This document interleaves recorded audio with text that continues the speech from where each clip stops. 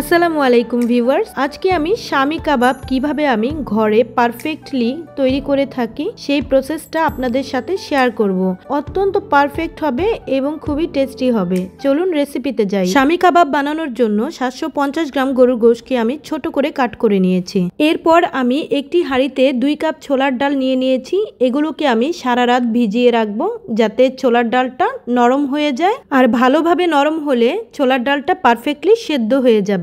এরপর আমি একটি হাঁড়ির মধ্যে সেই ছোলার ডাল আর এই যে গরুর গোশ নিয়ে নিয়েছি, সাথে নিলাম তেজপাতা 1 চা চামচ, শাহি জিরা 1 টেবিল চামচ, রসুন বাটা 1.5 টেবিল চামচ, আদা বাটা 1/2 টেবিল চামচ, ধনিয়ার গুঁড়া 1/2 টেবিল চামচ, জিরা গুঁড়া 3-4টি শুকনা মরিচ, আর এই যে শানের শামি কাবাব যে মশলাটা আছে সেইখান থেকে আমি 1 টেবিল চামচ পরিমাণ মশলা দিয়ে দিলাম। আস্ত মশলার মধ্যে 1 সেন্টিমিটারের মতো 3-4 পিস দারচিনি নিয়েছি, আর নিয়ে নিয়েছি ছোট এলাচ 10-11টি, বড় এলাচ 1টি, 1/2 টেবিল চামচ সাদা গোলমরিচ আর একটি মাত্র লবঙ্গ। এইবার সমস্ত উপকরণগুলো একসাথে খুব ভালোভাবে মিক্সড করে নিব।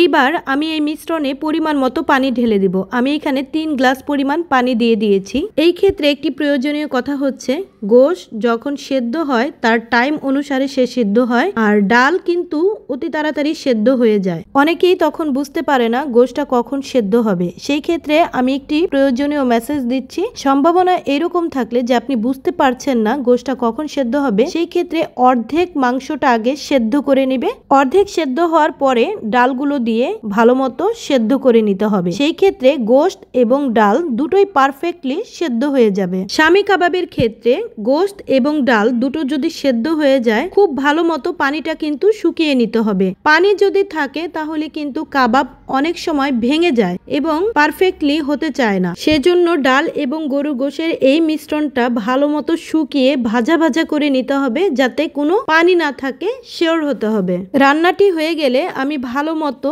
এগুলোকে ঠান্ডা করে পাটায় বেটে বা ব্লেন্ডার জগে ব্লেন্ড করে নিলেও হবে। এরপর আমি এর মধ্যে ধনিয়া পাতা, পুদিনা পাতা, কাঁচামরিচ কুচি এবং কাঁচা পেঁয়াজ কুচি দিয়ে খুব ভালো মতো এই মিক্সচারটাকে মিশিয়ে নেব। এরপর আমি শানের যে কাবাব মশলা আছে সেখান থেকে 1 টেবিল চামচ পরিমাণ মশলা দিয়ে দিলাম। অন্য যে কোনো কাবাব মশলা দিলেও হবে। এরপর আমি দিয়ে দিব লেবু। এই লেবু দিলে কিন্তু কাবাবের গ্রানটা অনেক সুন্দর আসে, এই জন্য আমি লেবু দিয়ে দিলাম। এখানে 2 ফালি লেবু আমি দিয়ে দিচ্ছি। এইখানে কাবাবের মধ্যে কিন্তু আমি কাঁচা পেঁয়াজ কুচি খুবই অল্প পরিমাণ দিয়েছি, কারণ আমি এইখানে পেঁয়াজ বেরেস্তা দিব। আর এই পেঁয়াজ বেরেস্তার রেসিপি কিন্তু আমার কুকিং চ্যানেলে দেয়া আছে। পেঁয়াজ বেরেস্তা আমি অনেকদিন আগে করেছি, তবুও এখন কত মুচমুচে রয়েছে দেখুন। আমি এই পেঁয়াজ বেরেস্তা 2 মুঠ পরিমাণে দিয়ে দিলাম, এতে কাবাবের ঘ্রাণ অনেক সুন্দর আসবে। আর দিয়ে দিচ্ছি এখানে আমি 2টো ডিম। 2টো ডিম দেওয়ার কারণ হচ্ছে এর বাইন্ডিংটা খুব ভালো হবে। আর ডিম দেওয়ার ক্ষেত্রে অবশ্যই আপনারা দেখে নেবেন এই মিক্সচারটার বাইন্ডিংটা ভালো হয় কিনা। সেই ক্ষেত্রে ডিমের পরিমাণ আপনারা কমিয়ে বাড়িয়ে দিতে পারেন। এরপর আমি হাত দুটোকে খুব ভালো মতো ধুয়ে এর মধ্যে একটু ঘি মেখে নেব। এরপর আমি কাবাবগুলো এইরকম গোল গোল করে চেপে চেপে খুব ভালো মতো বাইন্ডিংটা করব। দেখুন আমার স্ক্রিনে আমি খুব ভালো মতো বাইন্ডিং করে 2 হাতের তালু দিয়ে একটি চাপ দিয়ে দিয়েছি, যাতে কাবাবটা ভেঙে না যায়। আমি একে একে সমস্ত কাবাবগুলোকে এইভাবে করে গোল গোল বলের মতো করে 2 হাতে চাপ দিয়ে কাবাবের শেপ করে সমস্ত কাবাবগুলো আমি তৈরি করে নিচ্ছি। সম্পূর্ণ কাবাবগুলো তৈরি করলে আমি এই কাবাবগুলোকে কিভাবে ফ্রোজেন করেছি এবং কিভাবে ভেজেছি কাবাবগুলো ভেঙে না যায় সেই প্রসেসটাও কিন্তু এই ভিডিওতে আমি দেখিয়ে দিচ্ছি। ধৈর্য ধরে ভিডিওটি দেখতে থাকুন। কাবাব হয়ে গেলে ট্রেতে করে এইরকম বিছিয়ে দিব।